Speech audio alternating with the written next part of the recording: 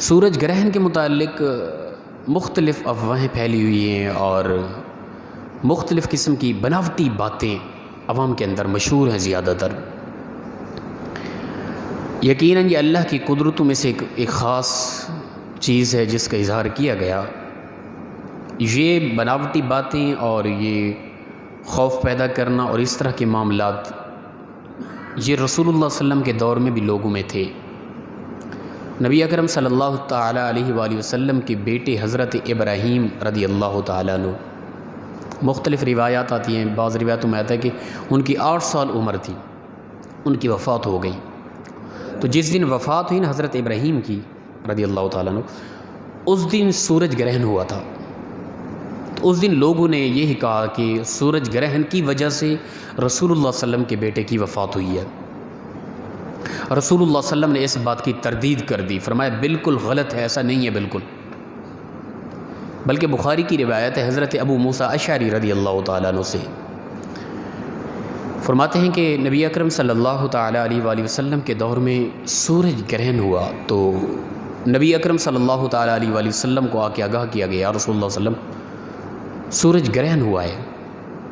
تو نبی اکرم صلی اللہ تعالیٰ علیہ وآلہ وسلم کی ذات پر خشیت الہی کی وجہ سے، اللہ کے خوف کی وجہ سے ایسی حالت طاری ہوئی کہ جس طرح کی قیامت قائم ہو گئی ہو۔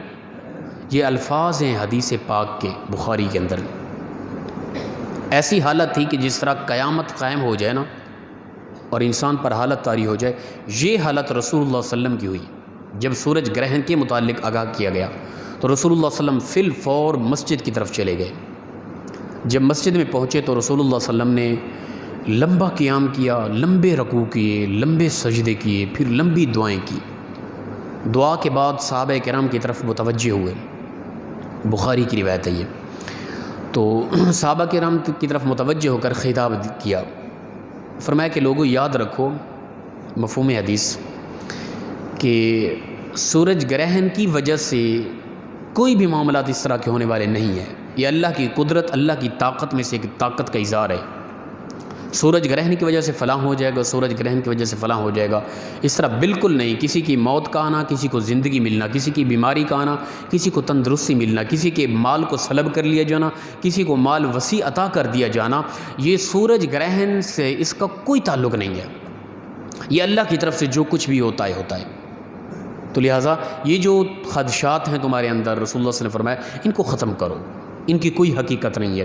اور ہمارے ہاں اس معاشرے کے اندر خاص طور پہ جو چیزیں ہیں نا، وہ کہا جاتا ہے کہ اپنا جب عورت کوئی ہوتی ہے نا، حاملہ ہوتی ہے عورت، اور سورج گرہن کے وقت وہ اگر باہر نکلے اور سورج کی طرف دیکھ لے تو نقصان یہ ہوتا ہے کہ وہ بچہ یا تو بچہ ضائع ہو جاتا ہے، اگر ضائع نہ ہو وہ بچہ نابینا ہوگا، یا اس کے ہونٹ کٹے ہوں گے، یا وہ لنگڑا ہوگا، یا اندھا ہوگا، یا فلاں فلاں، اس طرح کی باتیں یہ سنائی جاتی ہیں۔ اور ان عورتوں پر خاص سختی کی جاتی ہے کہ تم نے باہر نہیں نکلنا۔ ایسی کوئی حقیقت نہیں ہے، بالکل من گھڑت بناوٹی باتیں ہیں، ٹھیک ہے نا۔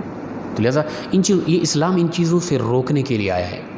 رسول اللہ صلی اللہ علیہ وسلم نے منع کیا، یہ کچھ بھی ہونے والا ہے نا وہ اللہ کی طرف سے ہونے والا ہے۔ سورج گرہن ہونے کی وجہ سے کچھ ہو جائے ایسا بالکل نہیں ہے۔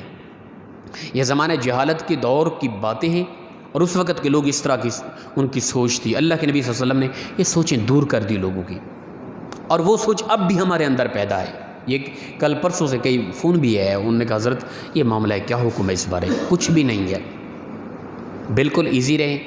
رسول اللہ صلی اللہ علیہ وسلم نے پھر فرمایا کہ اے صحابہ، جب بھی تم سنو کہ سورج گرہن ہوا ہے تو تم توبہ استغفار کرنے میں، اللہ کے گھر کے اندر آنے میں، سجدہ، قیام، قرات، رکوع، عبادات، تسبیح و تعلیلات اور گڑ گڑا کے اللہ کے یہاں معافی مانگنے میں جتنا ہو سکے جلدی کیا کرو۔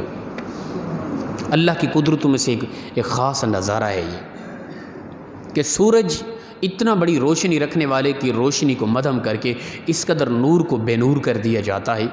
تو لہذا تم صرف اس وقت اللہ کا خوف رکھتے ہوئے توبہ استغفار میں جلدی کیا کرو، نوافل ادا کیا کرو آگے۔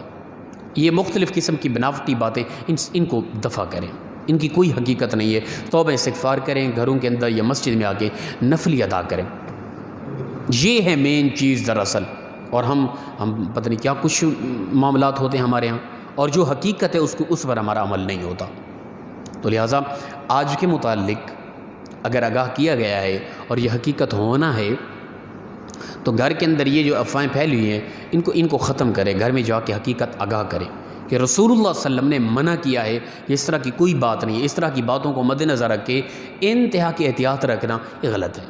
وما آتاکم الرسول فخذوا، جو اللہ کا نبی تمہیں عطا کر دے، حکم دے دے، اس پہ عمل کرو۔ وما نہاکم عنہ فانتہوا، جس سے منع کر دے اسے رک جاؤ۔ تو رسول اللہ صلی اللہ علیہ وسلم نے